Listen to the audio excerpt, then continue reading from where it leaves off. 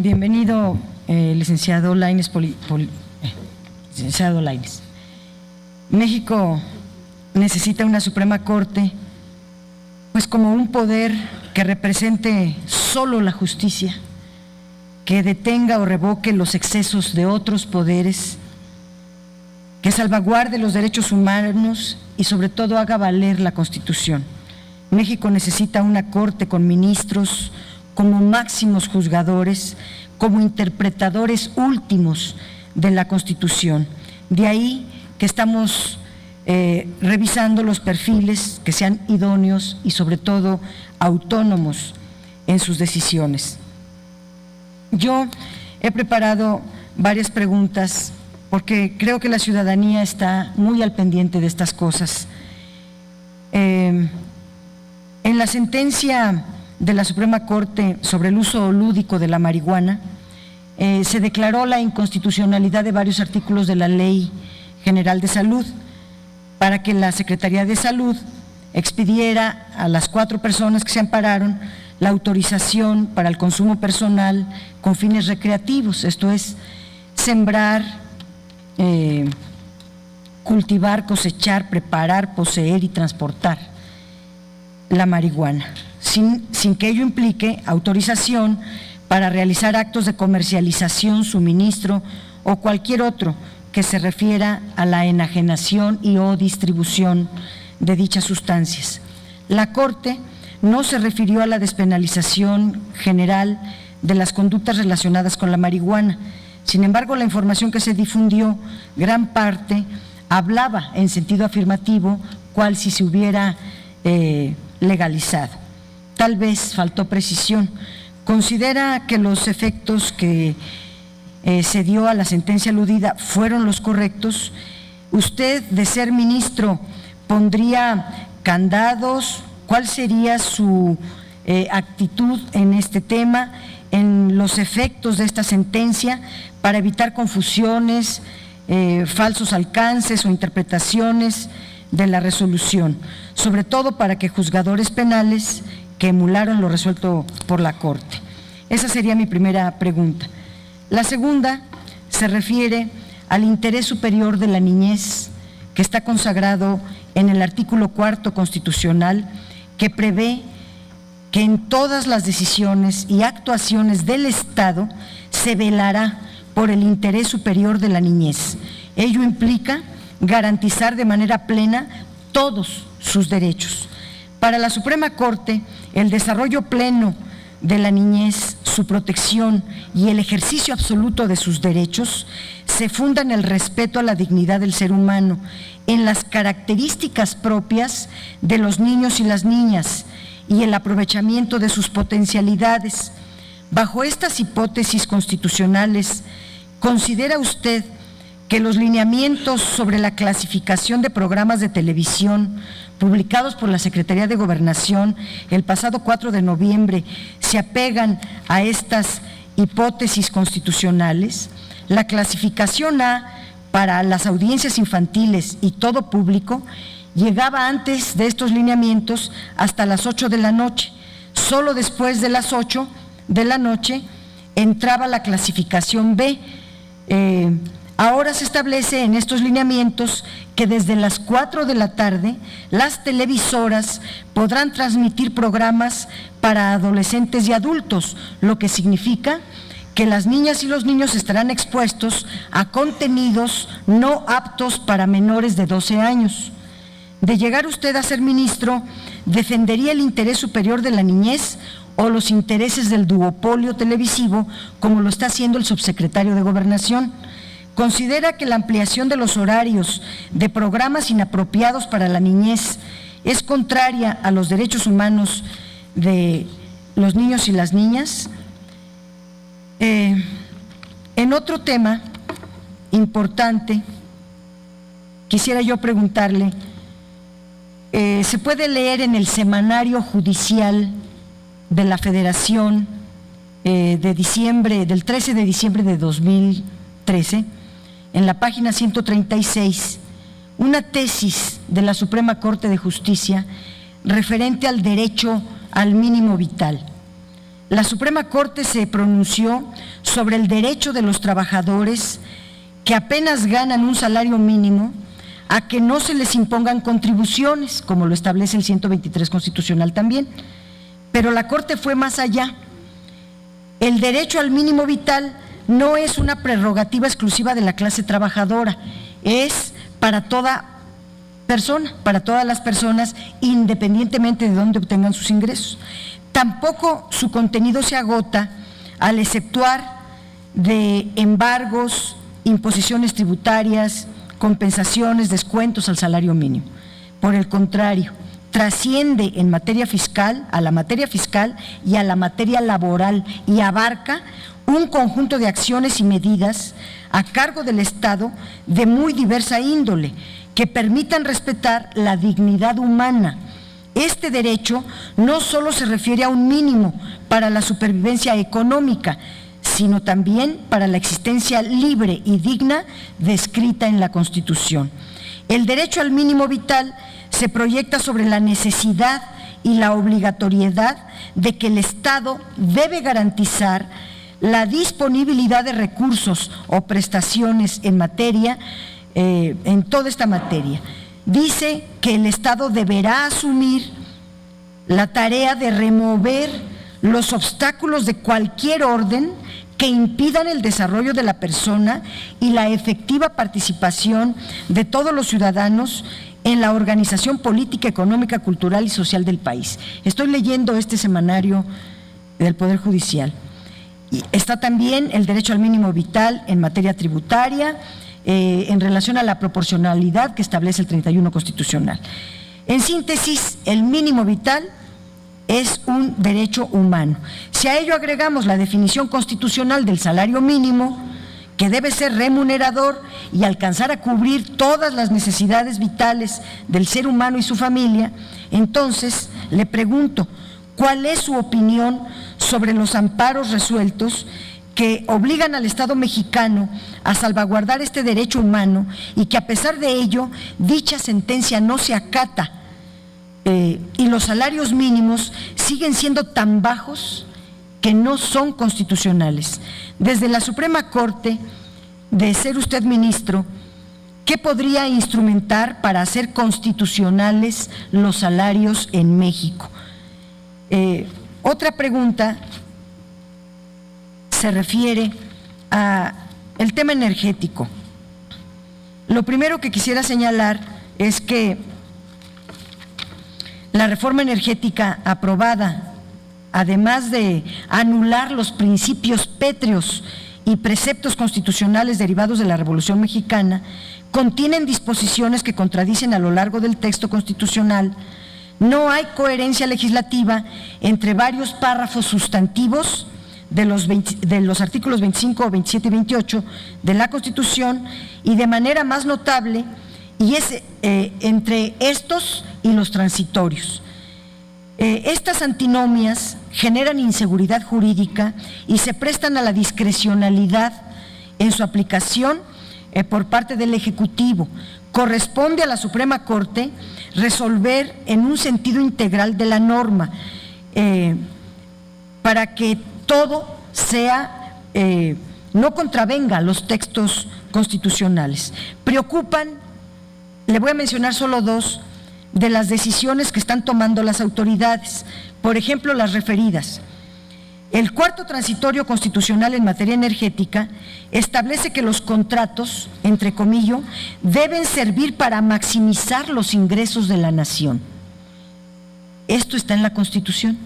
Sin embargo, los contratos que están entregando dejan la mayor parte de la renta petrolera a los privados y un mínimo porcentaje de renta petrolera para el Estado, lo cual contraviene evidentemente el objetivo constitucional establecido en el artículo 4. Y en el artículo 6 transitorio de la reforma constitucional, de la reforma energética, establece, inciso B y entrecomillo, para las asignaciones de extracción de hidrocarburos, Petróleos Mexicanos mantendrá sus derechos en cada uno de los campos que se encuentren en producción a la fecha de entrada en vigor del presente decreto. El decreto entró en vigor el 20 de diciembre de 2013. Durante la ronda cero, a Pemex solo le asignaron 394 campos petroleros de extracción, de un total de 768 campos. Ahí ya le están quitando muchos campos. Adicionalmente, se le asignaron 95 campos en producción, pero en calidad de resguardo temporal. Es decir, despojan a Pemex de campos que al 20 de diciembre de 2013 estaba produciendo para pasarlo a manos privadas. De aquí que se desprenden dos asuntos principales que le pregunto. En primero, la figura de resguardo temporal no está contemplada ni en la Constitución ni en la reforma secundaria. Ninguna ley secundaria considera esta figura. Y segundo, durante la segunda convocatoria de la Ronda 1, se licitaron 5 áreas de extracción y se adjudicaron 3 a privados. En la tercera convocatoria se licitarán áreas donde Pemex está produciendo hidrocarburos, todo lo cual contraviene la Constitución. ¿No debería la Suprema Corte intervenir para que los actos del gobierno federal sean constitucionales? Desde la Suprema Corte, ¿cómo puede hacerse valer los ordenamientos constitucionales para evitar que no solo sea un cambio de dueño de inmensas pérdidas para el país y efectivamente fluya la inversión privada? Por sus respuestas, muchas gracias. Gracias, senadora. Tiene el uso de la voz el compareciente. Solamente comentando, hemos tomado en esta mesa directiva el acuerdo en comparecencias anteriores, para que en caso de que usted no recuerde alguna de las preguntas formuladas por la senadora, en virtud de que fueron varias de ellas, siéntase en la libertad de poderlo consultar con él. Gracias, senador. En cuanto a la primera pregunta, sí. En mi consideración, los efectos de la sentencia fueron correctos, o hay la posibilidad de ampliar los efectos de esta sentencia. Derivado de que en el caso concreto la Corte, como es su obligación constitucional, estaba obligada a pronunciarse sobre la posible violación de un derecho humano de origen relativo a 4 casos en particular. Yo creo que los efectos de la sentencia en ese punto me parecen correctos. Se pronuncia sobre la violación a un derecho humano. En el caso fue sobre el desarrollo integral de la persona. Si los efectos fueron correctos, desde luego que la sentencia nos deja varias dudas. La sentencia nos deja varias dudas, primero, desde la procedencia, por ejemplo, de la semilla. Segundo, sobre la cantidad de plantas que se tendrán que autorizar por la COFEPRIS una vez que se solicite el permiso, y sobre todo, y usted lo dijo muy bien, senadora, porque eso me preocupa mucho, la sentencia no altera el régimen penal, o lo modifica o lo adapta, pero es que la sentencia de la Suprema Corte desde luego no lo podía hacer. La Suprema Corte de Justicia de la Nación no puede legislar. En ese sentido, yo creo que lo positivo de esta sentencia, senadora, es primero que deja en claro que el problema sobre la legalización o no en ese caso de la cannabis, es un problema integral. Es un problema integral que no es responsabilidad única de la Suprema Corte de Justicia. La Suprema Corte de Justicia defiende derechos humanos, así sea de una persona, de una colectividad, de una minoría o de la mayoría. Pero lógicamente no le toca legislar. Por eso, estos efectos no es que sea una sentencia deficiente, es que lógicamente senadora, si me permite, no es a golpe de amparos o de sentencias cómo se va a definir si tenemos en México que legalizar o no, en este caso, la marihuana. Por eso, insisto, es un problema integral. Hay que resolver la parte penal, hay que resolver la parte de la política pública. La Suprema Corte, pues lógicamente, tendrá que seguir recibiendo cuando tenga una demanda de amparo, no puede negarla bajo el supuesto de que es política pública y que no la puede atender. Desde luego que es política pública, la Suprema Corte no fija políticas públicas, pero sí tiene que atender en cuanto hay una denuncia o una demanda de un ciudadano para proteger sus derechos. El interés superior de la niñez. Me dice, llegará ministro, voy a privilegiar o a proteger efectivamente los derechos de las niñas y de los niños, precisamente bajo el principio de interés superior, o a privilegiar otro tipo de intereses. Senadora, créame, se lo digo con toda franqueza, claro que los derechos de las niñas y de los niños son totalmente prioritarios a cualquier otro interés privado que pueda haber.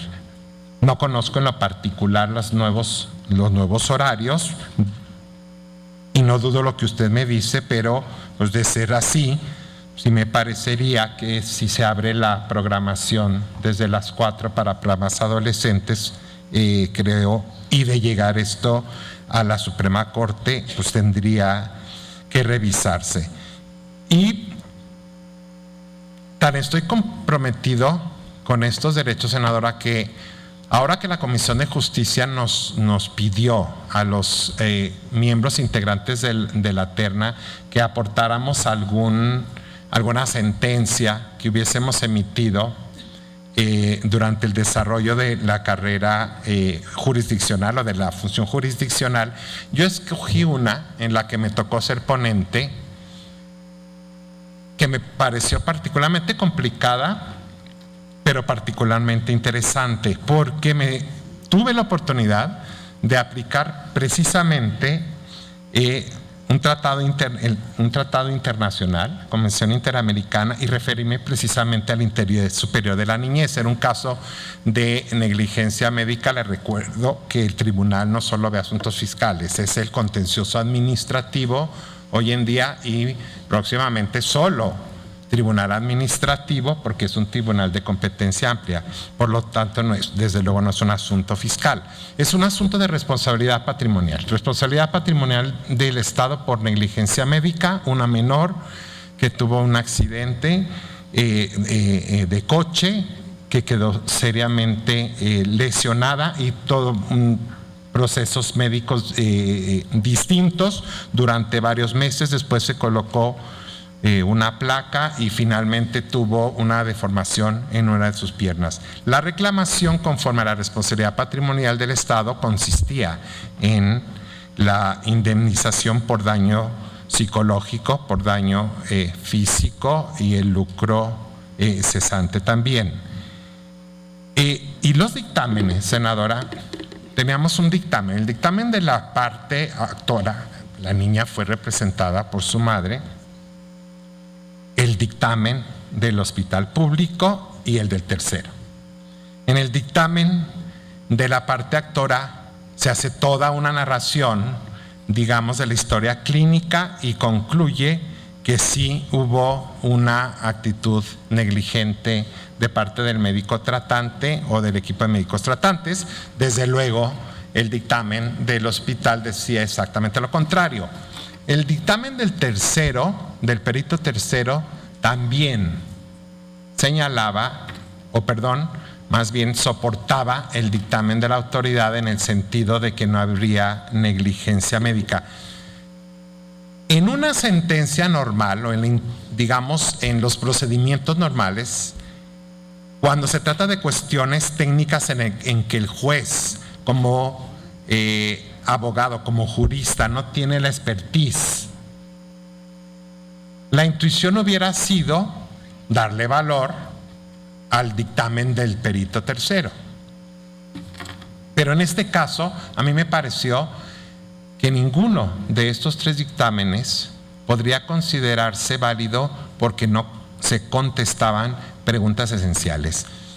¿Qué propuse entonces yo al Pleno del Tribunal?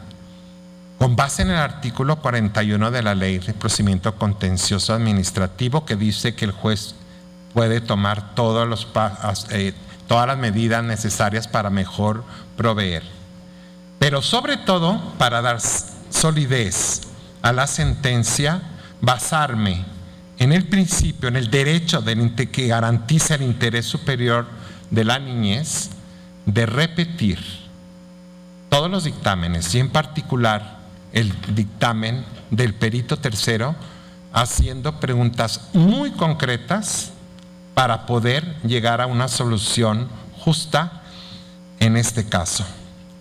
Fue uno de los casos, yo lo presenté precisamente, insisto, por el doble interés de que es digamos, la aplicación del artículo 41, pero sobre todo de la aplicación de un tratado internacional en materia de derechos de la niñez. Siguiente punto, en cuanto al mínimo, el mínimo vital, que como usted bien lo señala, senadora, en esta resolución dejó de abarcar la materia fiscal para abarcar otros conceptos como el salario mínimo. Generalmente el mínimo vital se le liga mucho a la parte de contribuciones, donde el Estado no puede imponer y dejar a un ciudadano sin ese mínimo de subsistencia y por lo tanto no puede imponer ningún gravamen sobre este. Me dice, el Estado debe asumir esta tarea de proteger más allá de la parte fiscal. Senadora, claro que sí. En el caso de los derechos económicos, sociales, culturales y de medio ambiente, los conocidos como DESC, pero además incluiría yo derechos como el de la educación, como el de la vivienda, como el de la salud. Son derechos que actualmente sí tienen ya una connotación jurídica concreta. ¿A qué me refiero? Hace todavía 15 años más o menos, estos derechos, senadora, se consideraban como, incluso yo les llamábamos los derechos programáticos, es decir, están establecidos ahí, parecen más bien como una aspiración, como derechos aspiracionales y no tienen contenido jurídico. Yo recuerdo en el jurídico de la Secretaría de Educación Pública un primer amparo allá por 1992 argumentando una violación al derecho de la educación porque no había una escuela en una localidad alejada y los estudiantes tenían que caminar mucho para llegar a la escuela. Y en ese momento era improcedencia en automático. Es improcedente, es el derecho a la educación aspiracional y era improcedente. Hoy en día, uno de los avances de esta nueva normativa interpretativa señalan que estos derechos, tanto los DECs, económicos, sociales, culturales y medio ambiente, como derechos como la vivienda o la salud, tienen que tener un contenido jurídico concreto. Y consiste en la obligación del Estado precisamente de asignar recursos y de acreditar cuando existe un amparo que ha realizado absolutamente todos los pasos para cumplir con ese derecho. Es decir, si son judicializables estos derechos en el nuevo contexto por acción, contra actos del Estado, por acción o por omisión. La desindexación del salario mínimo que el Congreso de la Unión ha aprobado, creo que también es un paso para fortalecer el mínimo vital, senadora, porque no pudiera parecer absurdo, pero una de las cuestiones por la que a veces no se incrementaba el salario mínimo es porque servía de base de cálculo de una serie de parámetros aplicables en actividades económicas e incluso multas, todas las multas calculadas sobre salarios mínimos. La desindexación, entiendo, lleva precisamente, por eso se crea un nuevo sistema de medida, precisamente para liberar y que la fijación del salario mínimo vaya por cuerda separada y no ligado a otro tipo de cuestiones. Me señala usted que puede haber o hay antinomias en la reforma energética entre el texto constitucional y la legislación o incluso ya en la aplicación de contratos. Desde luego, senadora, que todo acto